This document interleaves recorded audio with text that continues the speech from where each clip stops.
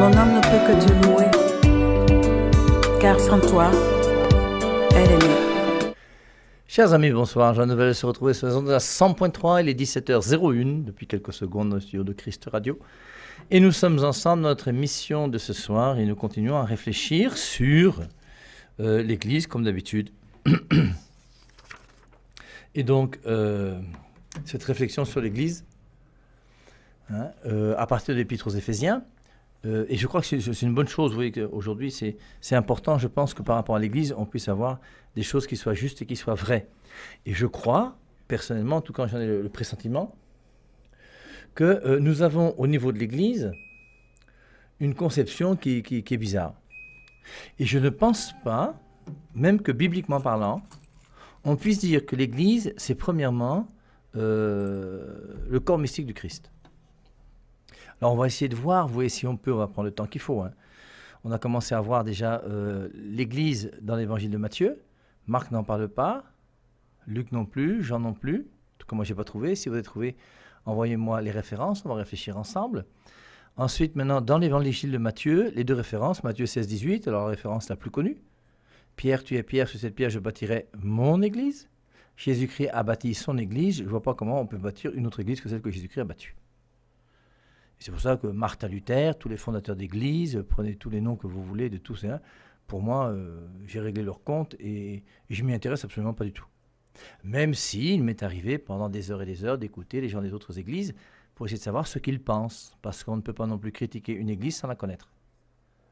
C'est malhonnête. Et c'est pour ça que le pasteur Marcelo Tunasi est malhonnête, parce qu'il critique l'église catholique sans connaître l'église catholique. Et comme beaucoup, j'étais catholique. Oui, tu étais catholique, peut-être, oui. Mais si tu avais été un vrai catholique, tu n'aurais jamais quitté l'église catholique. Et tu as quitté l'église catholique justement parce que tu étais un faux catholique. Et c'est comme ça que j'ai entendu, moi, même des gens ici que j'ai connus à Berthois, que j'ai rencontrés à Yaoundé, qui m'ont dit, mon père, quand j'étais catholique, j'adorais la Vierge Marie. C'est du mensonge, que les choses soient claires. Alors maintenant, si vous voulez mentir pour justifier là où vous êtes, c'est votre problème. Mais moi, je ne peux pas faire ça, c'est impossible. Et c'est pour ça que nous devons aimer la vérité. Et c'est pour ça que le débat sur l'Église et la réflexion sur l'Église, à mon avis, est quelque chose quand même qui est très intéressant et qui est même enrichissant. C'est important pour nous de pouvoir réfléchir sur qu'est-ce que c'est que l'Église. Alors, et je crois, vous voyez, qu'aujourd'hui, comme la plupart des gens ont peur de la vérité, beaucoup de monde a peur de la vérité, eh bien, on ne veut pas parler de l'Église dénomination. Parce que dès que tu parles de l'Église dénomination, forcément, ça a un lien, d'une manière claire et nette, avec la vérité. Et je vous rappelle que ce qui, à mon avis, moi, divise l'Église, c'est justement les différentes compréhensions que nous avons de ce qu'est la parole de Dieu, à cause de la Bible ou de la Biblette, surtout de la Biblette. Et chacun aujourd'hui va, à partir de la Bible, lire un verset biblique, deux versets bibliques, va interpréter à sa manière et va dire voilà. Et c'est pour ça qu'à chaque fois, tous ces gens qui sont non catholiques vous disent est-ce que c'est biblique, est-ce que c'est biblique, est-ce que c'est biblique, comme si c'était une question intelligente. Alors, au-delà de ça, nous continuons à faire notre recherche. Notre recherche, c'est, on a commencé donc ce matin à essayer de voir les occurrences où nous trouvons le mot Église dans les évangiles. On a trouvé donc Matthieu 16, 18 et Matthieu 18, 18. Et puis dans les Actes des Apôtres. Et on fera la même chose avec les épîtres de Paul. Alors, on peut reprendre peut-être ce qu'on avait vu ce matin par rapport à Matthieu, les deux références. Matthieu 16, 18. Moi, je te dis, Pierre, tu es Pierre, sur cette pierre, je bâtirai mon église, et les portes de la mort ne pourront rien contre elle. Je te donnerai les clés du royaume des cieux. Tout ce que tu liras sur la terre sera lié dans les cieux, et tout ce que tu délieras sur la terre sera délié dans les cieux. Deuxième référence, Matthieu 18, 15. Si ton frère a péché, va le reprendre toi seul avec lui, seul à seul. S'il t'écoute, tu as gagné ton frère. S'il ne t'écoute pas, prends avec toi une ou deux personnes, de façon que toute l'affaire se règle en présence de 2 ou 3 témoins. S'il ne les écoute pas, dis-le à l'Église, et s'il n'écoute pas l'Église, qu'il soit désormais pour toi comme un païen ou un publicain. En vérité, je vous le dis, tout ce que vous liez ici sur terre sera lié dans les cieux, et tout ce que vous délierez sur la terre, tout ce que vous déliez sur la terre sera délié dans le ciel. Donc on avait vu ces deux références, on y reviendra d'ailleurs, parce qu'on va bien décortiquer Matthieu 16, 18. Et je souhaite que tous ceux qui ont des questions par rapport à Matthieu 16, 18, que vous puissiez les garder parce que nous allons réfléchir sur ce verset qui pour moi est un verset très important par rapport à l'Église. Et on voit bien dans ce passage que Jésus-Christ a voulu une Église qui soit liée d'une manière claire et nette. Cette Église est liée pour Jésus-Christ à la personne de Pierre. Et une Église qui n'est pas liée à la personne de Pierre est-elle encore une Église de Jésus-Christ? Voilà la question qu'on peut se poser. Alors, continuons donc avec les autres références qu'on avait vues. Mais, vous voyez, moi, ce qui m'a fait réfléchir beaucoup sur cette histoire, c'est premièrement le passage dans Éphésiens, puisque nous étudions Éphésiens, de chapitre 4, versets 4, 5, 6. Là, il y a une seule foi, un seul Seigneur, un seul baptême. Il faut respecter, chercher l'unité du corps du Christ. Il y a un seul esprit. Et la division est quelque chose qui n'est pas bon. Et surtout le passage de Éphésiens chapitre 5, verset 25, dans lequel il est dit « Marie, aimez vos femmes comme le Christ a aimé l'Église et s'est livré pour elle. Il l'a rendue une sainte et sans tache. » Il y a une Église voulue par Jésus-Christ qui est une, qui est sainte et qui est sans tache. Et la question que je vous ai posée et que je vous repose encore, quelle est donc cette Église aujourd'hui, une sainte et sans tache? Y a-t-il sur terre aujourd'hui une Église qui corresponde à ce que Jésus-Christ a voulu?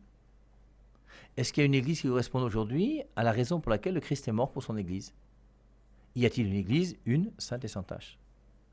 Et forcément, pour le moment, pour nous aujourd'hui, personne ne peut trouver parmi les Églises qui existent sur la terre une Église qui soit une, sainte et sans tache.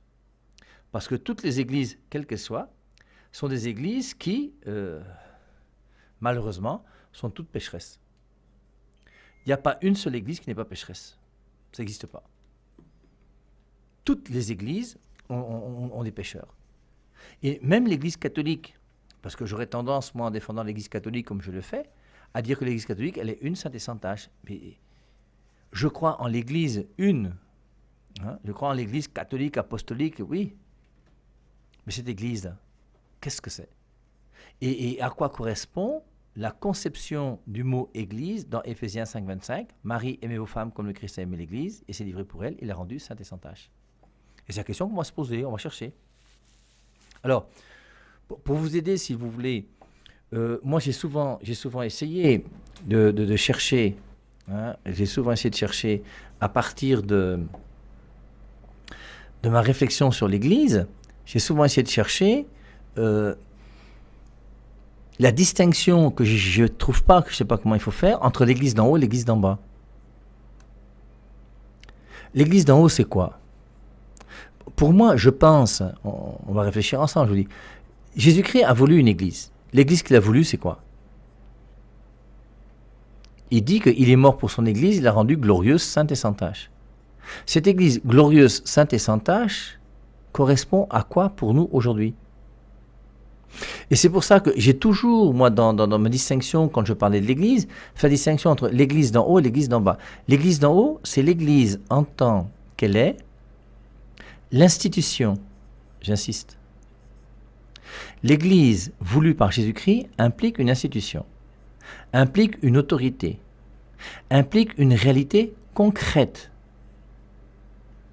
On a vu dans les Actes des Apôtres déjà, à la suite de quoi, Acte 5, 11, Ananias et Saphira qui sont morts l'un après l'autre parce qu'ils ont détourné de l'argent par rapport à l'Église, à la suite de quoi une grande crainte s'empara de l'Église. L'Église est bien quelque chose qui existe, qu'on reconnaît.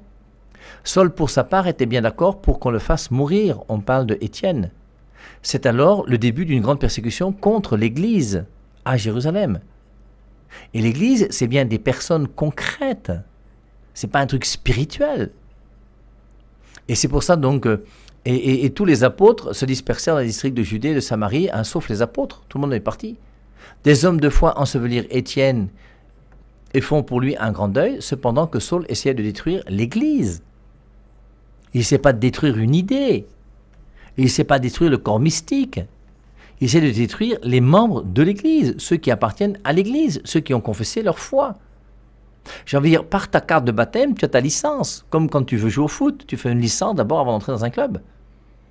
Alors la carte de baptême, c'est plus qu'une licence, mais c'est juste un exemple. Et forcément, il y a des membres de l'Église, et c'est eux qu'on persécute. C'est pour ça que dans les premiers siècles de l'Église, même rappelez-vous, lorsque les chrétiens étaient persécutés à Rome, on demandait aux gens de choisir entre le Dieu des Romains et le Dieu des chrétiens. Et en général, ce qu'on faisait, c'est on demandait aux chrétiens de pouvoir encenser l'empereur. Et si les chrétiens acceptaient d'encenser l'empereur, ça veut dire qu'ils reconnaissaient que l'empereur pour eux est Dieu, et que Jésus-Christ n'est pas Dieu. Et il y a des chrétiens qui ont apostasié, qui ont choisi de se séparer de Jésus-Christ, qui ont choisi d'adorer des faux dieux pendant ce temps de persécution. Et quelque part, on peut le comprendre, parce qu'à cette époque du temps de persécution, qu'est-ce qui se passait? Si tu adorais un faux Dieu, tu étais en vie. Si tu restais fidèle au vrai Dieu, on te coupait la tête. Il y avait le Colisée où il y avait les persécutions et tous les martyrs des premiers siècles, qui sont très très nombreux. Et c'est ça, donc l'Église et ceux qui se disent chrétiens sont persécutés.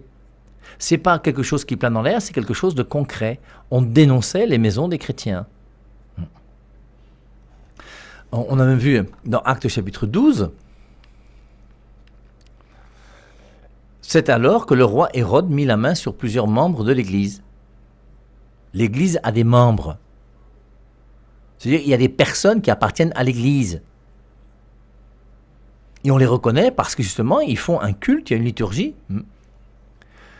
Donc, c'est alors que le roi Hérode mit la main sur plusieurs membres de l'Église qu'il voulait mettre à mort. Il fut tué par l'épée Jacques, frère de Jean. Acte 13, on avait lu, il y avait à Antioche, dans l'Église, qui y était établie, des prophètes et des docteurs. Il y a même une hiérarchie avec des gens qui avaient une place particulière dans l'Église. L'Église est bien une institution avec une autorité. Vous dire le contraire, quelque part, c'est être malhonnête. Et l'autorité supérieure de l'Église, tout le monde sait, c'est Pierre. Comme on l'a vu dans Matthieu 16-18, Pierre, tu es Pierre, sur cette pierre je bâtirai mon Église. Dans Romains chapitre 13, on dit que l'autorité vient de Dieu.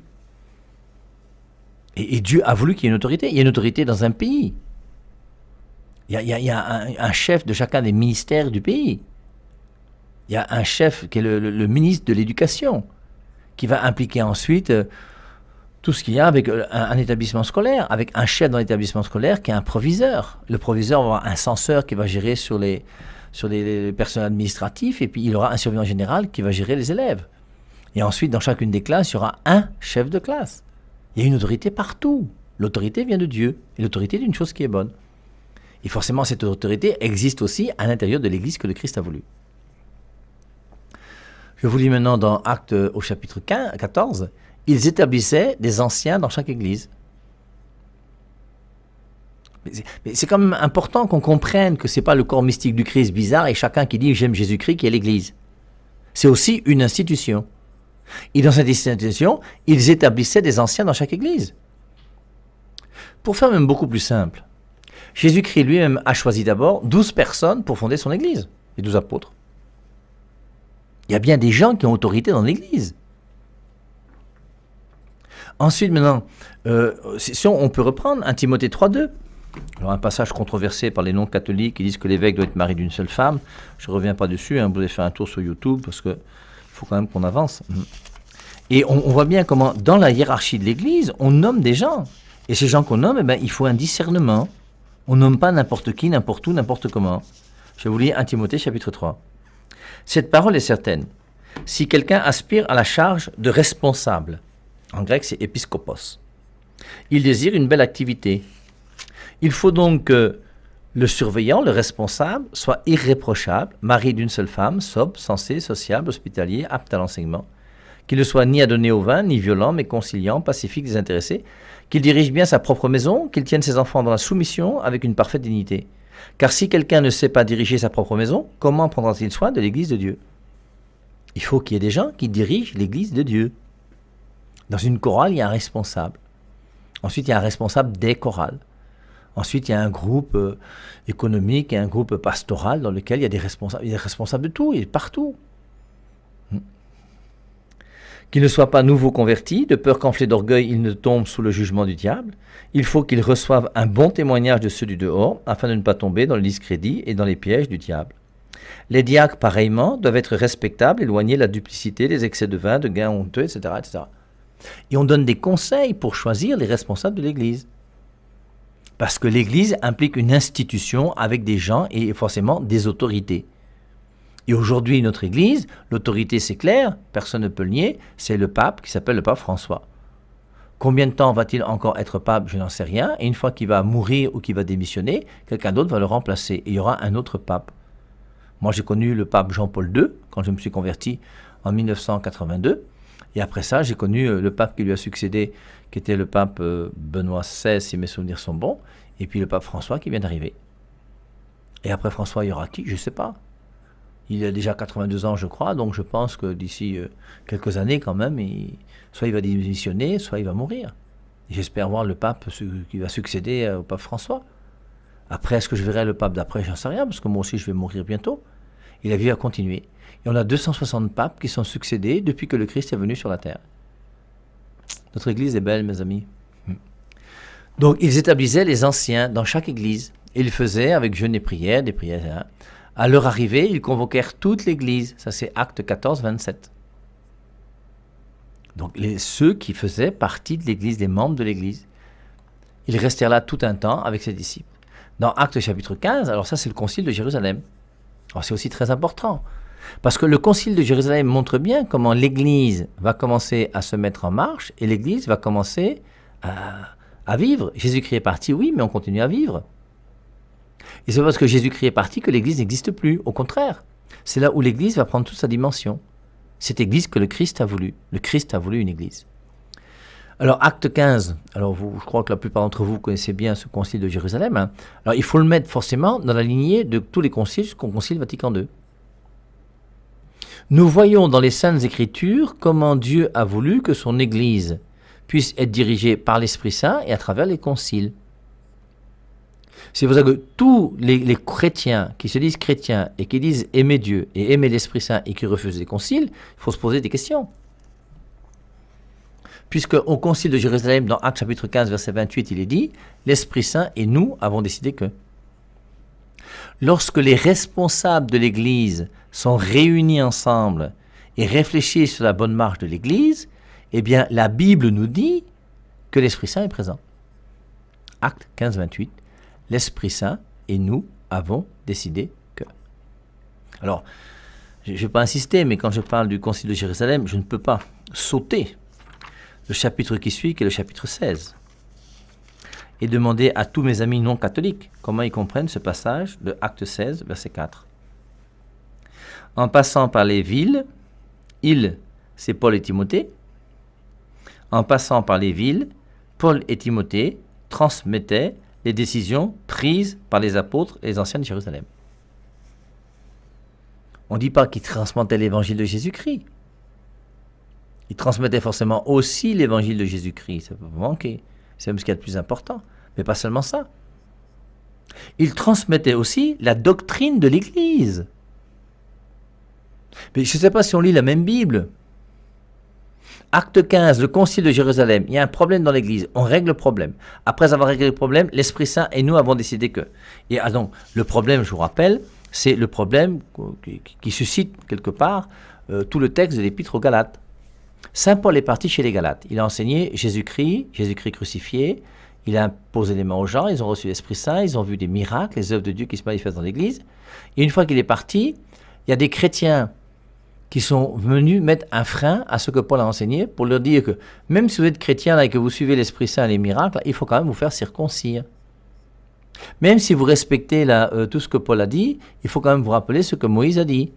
Et Moïse, dans Lévitique au chapitre 11, a dit qu'il ne faut pas manger le porc. Et donc, il y a des lois par rapport à la nourriture. Il y a des lois par rapport au sabbat. Il y a des lois par rapport à la circoncision. Et il faut comprendre aux gens que même si vous êtes chrétien, il y a quand même un respect de la loi juive à avoir. Et il y a un trop grand respect de la loi juive qui fait que les gens font demi-tour quelque part pour revenir à la loi juive en diminuant un peu leur foi chrétienne. Et au concile de Jérusalem, il y a deux camps dans l'Église.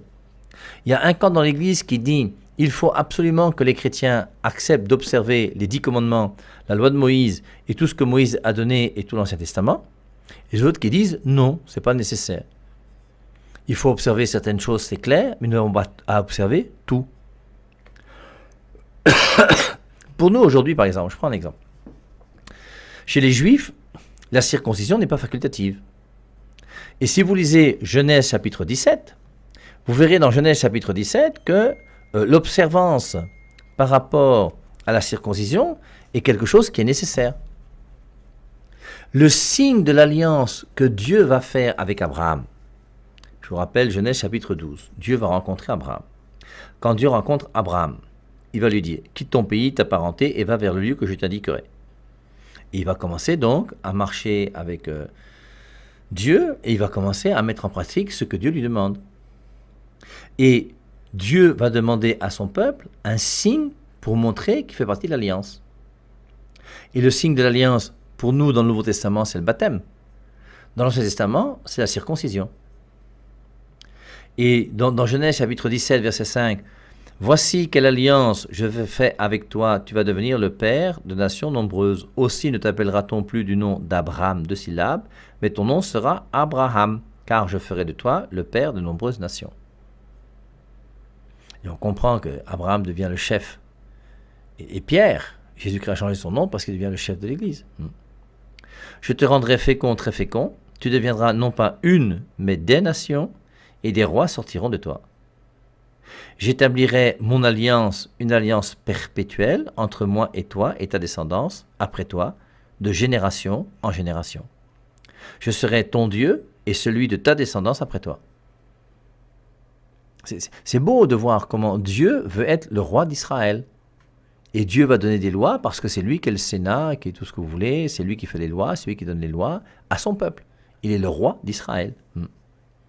Je serai ton Dieu et celui de ta descendance après toi. Tout ce pays de Canaan, cette terre où tu es un nomade, je te le donnerai et à ta descendance après toi comme une propriété perpétuelle. Et je serai leur Dieu. Genèse chapitre 17, verset 9, Dieu dit à Abraham, « Tu garderas mon alliance, toi et ta descendance après toi, de génération en génération.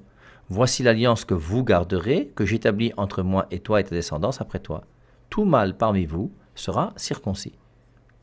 Vous circoncirez votre chair, votre prépuce, et ce sera le signe de l'alliance entre moi et vous. De génération en génération, tout mâle parmi vous sera circoncis à l'âge de 8 jours. Ce n'est pas négociable. Aussi bien celui qui est né dans la maison que celui qui a été acheté à prix d'argent chez des étrangers qui ne sont pas de ta race. Tu circonciras celui qui est né dans ta maison comme celui qui a été acheté avec ton argent. Mon alliance sera gravée dans votre chair, elle deviendra ainsi une alliance perpétuelle. Celui qui n'aura pas été circoncis, le mâle dont on n'aura pas coupé le prépuce, sera retranché de sa parenté, il aura violé mon alliance. » Et on voit comment Dieu fait une alliance particulière avec le peuple d'Israël à travers ce signe particulier qui est la circoncision. Et vous avez donc des Juifs qui ont grandi dans la tradition juive, qui ont été juifs toute leur vie, qui ont été intéressés par le discours de Jésus-Christ, mais qui se disent que même si le discours de Jésus-Christ est intéressant, nous avons quand même nos racines, nos cultures, et qui ne veulent pas quitter donc ces choses. Et c'est pour ça qu'il y aura donc ce concile de Actes chapitre 15, où il y a un problème dans l'Église entre les chrétiens judaïsants et les chrétiens non judaïsants. Les chrétiens qui disent que la loi juive est très très importante, et ceux qui disent que gardons uniquement ce qui est essentiel dedans, et le reste là, allons de l'avant. Alors on peut lire Acte 15, verset 1. C'est alors que des gens arrivèrent de Judée. Ils donnaient aux frères cet enseignement. Si vous ne vous faites pas circoncire comme Moïse l'a établi, vous ne pouvez pas être sauvés. Ça n'a jamais été l'enseignement de Jésus-Christ. Jésus-Christ n'a jamais dit ça. Mais comme on est dans notre culture, notre coutume juive, on va devenir chrétien très bien, mais on va quand même garder quelques séquelles de la culture qui était la nôtre. Voilà donc pas mal d'agitation et des discussions animées avec Paul et Barnabé. À la suite de cela, on décide que Paul, Barnabé et quelques-uns des autres monteraient à Jérusalem pour voir ce problème avec les apôtres et les anciens. Il y a bien une autorité dans l'Église. Et on va aller auprès des apôtres et des anciens pour trancher ce problème. Parce que c'est un problème qui sera tranché par eux et on accepte l'autorité de ces gens-là par rapport à notre démarche. Acte 15.3. L'Église les met en chemin et ils traversent la Phénicie et la Samarie. Tout au long du parcours, il donne des détails sur la conversion des païens, procurant ainsi une grande joie à tous les frères. À leur arrivée à Jérusalem, ils sont reçus par l'Église. Ils ne sont pas reçus par le président de la République. Ils ne sont pas reçus par le ministère de l'Éducation. Ils ne sont pas reçus par le MRC ou le RDPC. Ils sont reçus par l'Église. Et il y a bien une structure qu'on appelle l'Église et qui va les recevoir. À leur arrivée à Jérusalem, ils sont reçus par l'Église, les apôtres et les anciens. Ils leur font alors un récit de tout ce que Dieu a fait avec eux. Mais des membres de la secte des pharisiens qui sont devenus croyants se lèvent et prennent la parole. Il faut circoncire ceux qui ne sont pas d'origine juive et leur demander d'observer la loi de Moïse. Et donc c'est tout le dilemme de Actes chapitre 15. Dans Actes chapitre 15, je vous lis le verset 22. « Alors il parut bon aux apôtres et aux anciens et à toute l'Église. » Les apôtres forcément font partie de l'Église. Les anciens aussi font partie de l'Église. Mais on distingue là. Hein? Alors il parut bon aux apôtres, aux anciens et à toute l'Église. Et les apôtres et les anciens font aussi partie de l'Église. Mais l'Église, c'est l'ensemble de tous les fidèles qui sont ni les apôtres ni les anciens. De choisir parmi eux et d'envoyer à Antioche, avec Paul et Barnabas, Jude appelé Barsabas et Silas, hommes considérés entre les frères, ils les chargèrent d'une lettre ainsi conçue. Et donc il y a une lettre qui va être écrite par la direction du concile de Jérusalem, et cette lettre va être envoyée par des hommes fidèles et fiables aux communautés chrétiennes des autres villes pour qu'ils sachent exactement ce que l'Église a tranché. Et c'est l'Église qui a tranché, c'est pas quelqu'un d'autre. Hein. Et l'Église a le droit de trancher ce qu'elle veut. Et l'Église a tranché. Et maintenant que l'Église a tranché, les gens qui sont fidèles à cette Église acceptent ce que l'Église dit. Comment quelqu'un peut s'opposer à l'Église? Matthieu 28, 20. Je suis avec vous chaque jour jusqu'à la fin du monde. Mais tu t'opposes à ce que l'Église, que le Christ a voulu, qui existe depuis 2000 ans, enseigne. Toi qui? Toi quoi? Tu es plus intelligent que qui? C'est bizarre quand même. Donc, et voici donc, et je vous dis donc, après le concile de Jérusalem, où on voit comment l'Église a décidé, l'Église va prendre une note officielle, comme aujourd'hui, il y a la bulle du pape, il y a les encycliques, il y a les documents officiels. Quand le concile se réunit, il y a des documents conciliaires. Il y a 16 documents conciliaires du concile Vatican II, qui ont été sortis par l'Église et qui sont là et qui font office pour nous de réflexion pour savoir ce que l'Église nous demande de faire et de vivre aujourd'hui. Et juste après Acte 15, alors j'insiste, parce que moi j'ai trouvé ça très joli la dernière fois que j'ai lu les Actes des Apôtres, Acte 16.4, en passant par les villes, ils transmettaient les décisions prises par les apôtres et les anciens de Jérusalem. Paul enseigne les décisions prises par l'Église, comme le Père Hervé Marie, fidèle aux Écritures, enseigne le dogme de l'Immaculée Conception. C'est exactement la même chose. C'est exactement la même chose. C'est écrit là noir sur blanc, Acte 16.4. Et on voit Paul et Timothée qui transmettent les décisions prises par les apôtres, donc par l'Église et les anciens de Jérusalem, afin qu'on les observe. C'est pas Jésus-Christ qui a dit, c'est l'Église qui a décidé. Et c'est pour ça qu'il y a des commandements de l'Église. C'est vrai que l'Église a le devoir de nous éclairer et de nous dire si nous croyons en cette Église que le Christ a voulu. Et c'est ce que l'Église fait d'ailleurs. Verset 5, Acte 16.5, les églises se fortifiaient dans la foi et augmentaient en nombre de jour en jour. Et en obéissant à ces directives de l'Église, la foi, les églises se fortifiaient dans la foi et augmentaient en nombre de jour en jour. Et nous allons continuer, nous, l'Église catholique, à vous enseigner des choses qui ne sont pas bibliques, mais qui viennent des conciles. Oui, pourquoi? Parce que c'est exactement ce qui est écrit dans les Saintes Écritures. Et quelqu'un qui respecte les Saintes Écritures doit respecter les conciles. Pas seulement les 4 premiers conciles, mais c'est quand même terrible aujourd'hui. Vous voyez, de même qu'on prend les versets bibliques qui nous intéressent et on balance les autres, on prend les conciles qui nous intéressent et on balance les autres. Au nom de qui et au nom de quoi? Moi, j'ai mis sur ma story de Facebook un jour, une Bible où tu voyais des gens qui découpaient les versets bibliques et chacun fait sa sauce comme il veut. Et aujourd'hui, mais vous avez des chrétiens aujourd'hui, en 2021, vous refusez un concile. Dites-moi au nom de qui et au nom de quoi? C'est écrit où dans la Bible que vous devez refuser un concile? puisque toute l'Église a accepté le concile de Jérusalem, et Paul même, le lendemain du concile, s'en va et prêche ce que le concile a dit. Je ne sais pas si on lit la même Bible. C'est pour ça que c'est important, vous voyez, de bien réfléchir sur l'Église. Et après, d'avoir l'honnêteté intellectuelle, de chercher qu'est-ce que c'est qu'officiellement l'Église par rapport à ce que la Bible dit. Alors on a commencé à voir Matthieu, les occurrences dans Matthieu, on a vu Actes, on va continuer avec les épîtres de Paul, et puis on va réfléchir autant qu'on peut sur qu'est-ce que c'est que l'Église dans le Nouveau Testament. Maintenant, si parmi vous, il y a des gens qui ont des définitions de l'Église, n'hésitez pas à m'envoyer toutes les définitions de l'Église que vous avez. On les reprendra une par une, et puis on essaiera de mettre de l'ordre et voir un petit peu comment est-ce qu'on doit concevoir, en tant que chrétien, sous le regard de l'Esprit Saint, ce que c'est que l'Église voulue par Jésus-Christ.